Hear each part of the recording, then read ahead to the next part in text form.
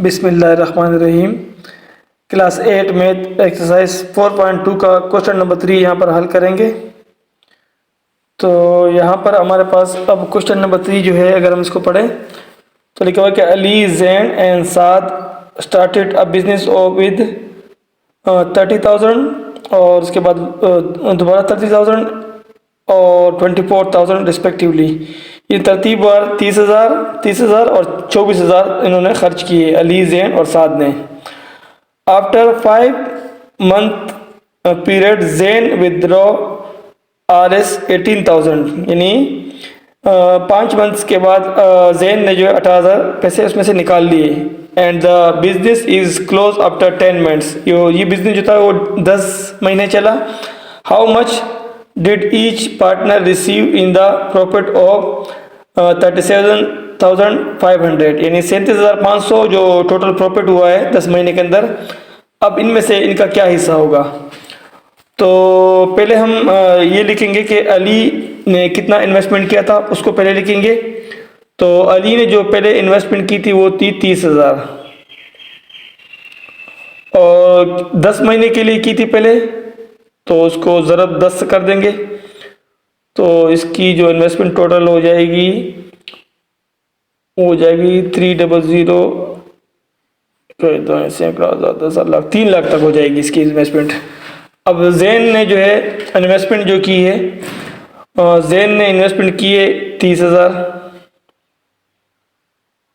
लेकिन वो पहले इसने खाली 5 मंथ्स के लिए की है। तो इसका टोटल हमारे पास आएगा 150,000 आएगा। और उसके बाद जैन लास्ट 5, जैन ने दोबारा आखिर में फिर जो है वो इन्वेस्टमेंट की है, तो वो कितनी है हमारे पास? जैन ने, क्योंकि जैन ने पहले 30,000 लगाए थे मगर 5 महीने के बाद 18,000 निकाल लिए थे, तो उसके कितने पे रह गए? 12,000। तो जैन ने आखिरी 5 महीनों के लिए खाली 12,000 इन्वेस्टमेंट की है, उसको भी मल्टीप्लाई करेंगे 5 से, तो ये हो जाएंगे 60,000 रुपये। उसके बाद तो अगर जैन की टोटल इन्वेस्टमेंट हम चेक करें तो वो हमारे पास आ रही है, जैन की जो टोटल इन्वेस्टमेंट है वो हमारे पास आ रही है 1,50,000 और प्लस 60,000। तो इसको अगर हम प्लस करेंगे तो ये बनेगा 210 और ये 1000, निकाय दहाई सैकड़ा हज़ार 10 लाख 2,10,000 तक इसके टोटल जो इसने इन्वेस्टमेंट की है।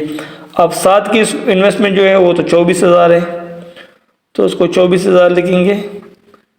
और 10 मंथ्स के लिए तो उसको 10 से मल्टीप्लाई करेंगे तो ये हो जाएगा 240,000 हो जाएंगे।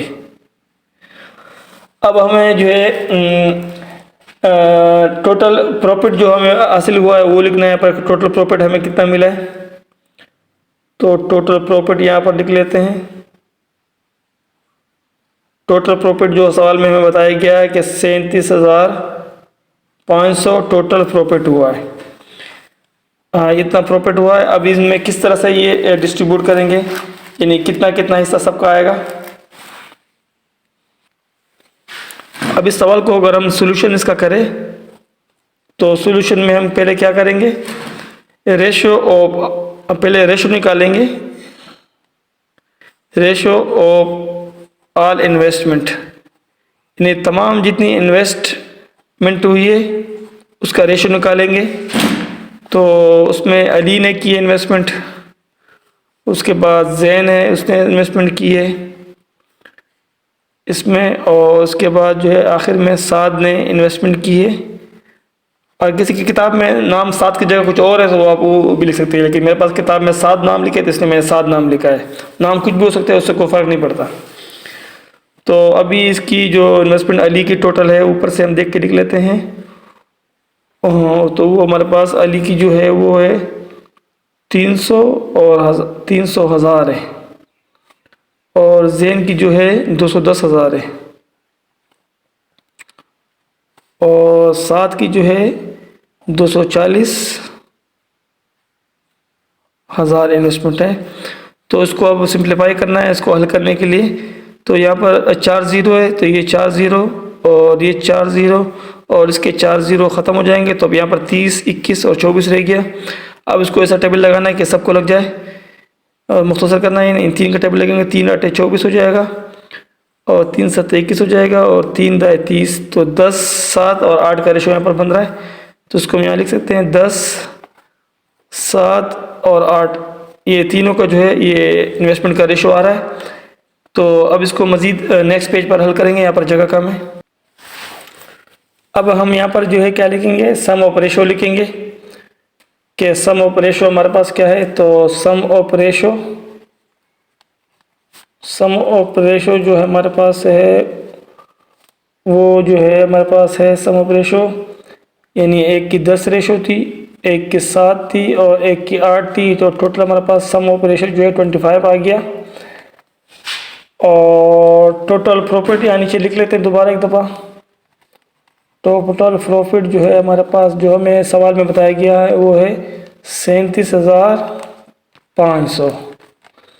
अब हमने सबकी अलग अलग से प्रॉफिट मालूम करनी है, तो वो आसान है। पहले अली की प्रॉफिट यहाँ मालूम कर लेते हैं। अलीज़ प्रॉफिट, उसका फार्मूला अली का वाला जो ये फार्मूला सब पे एक तरह के लगेगा।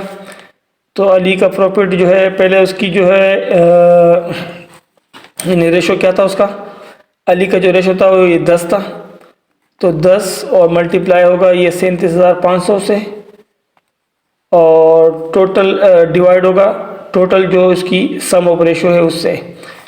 तो इसका टेबल अगर हम पढ़ते हैं, 25 का टेबल एक टाइम पढ़ें और यहाँ पर 25 का टेबल 15 बार पढ़ने से जो है 375 आता है। तो ये डबल ज़ीरो ऊपर चले जाएंगे। अब 1500 को ज़रब करेंगे 10 से, तो हमारे पास जो है इसकी जो कीमत आ जाएगी वो आ जाएगी 1,50,000 RS। ये इसकी अली की इनकम आ गई, प्रॉफिट आ गया। इसके बाद जो है अली के बाद हमारे पास जैन है। जैन की प्रॉफिट क्या होगी, वो भी इसी तरह फार्मूले से होगी। तो जैन की प्रॉफिट जो है हमारे पास उसकी निस्बत हमारे पास थी 7, तो 7 मल्टीप्लाई होगा 37,500 से और डिवाइड होगा 25 से। टोटल जो रेशो है उसकी सम ऑफ रेशो। तो जैन की प्रॉफिट इस तरह 25 और इसको यानी 7 ज़रब 3750 और ये डिवाइड होगा 25 से, तो इसका भी 1500 आएगा। तो 1500 ज़रब 7 करेंगे, तो 1500 को अब जब 7 से ज़रब करेंगे तो आपके पास जवाब आएगा। तो जैन की प्रॉफिट हम 1500 को 7 से मल्टीप्लाई करते हैं तो 10,500 RS आती है। तो अब खाली 7 की जो है वो प्रॉफिट रह गई, वो लिखते हैं 7 प्रॉफिट। तो उसका भी यही फार्मूला लगेगा। तो 7 का जो रेशो था वो 8 था यहाँ पर, तो 8 मल्टीप्लाई 37,500 होगा और डिवाइड। तो अब 7 की प्रॉफिट जो है 8 ज़रब 37,500 और डिवाइड करेंगे 25 से, तो 25 से कम 25 और ये 15 बार टेबल पढ़ेंगे तो 375 आता है और ये डबल ज़ीरो 1500 को 8 से ज़रब करेंगे तो हमारे पास जवाब आएगा 12,000 RS। तो ये इसका आंसर हो गया।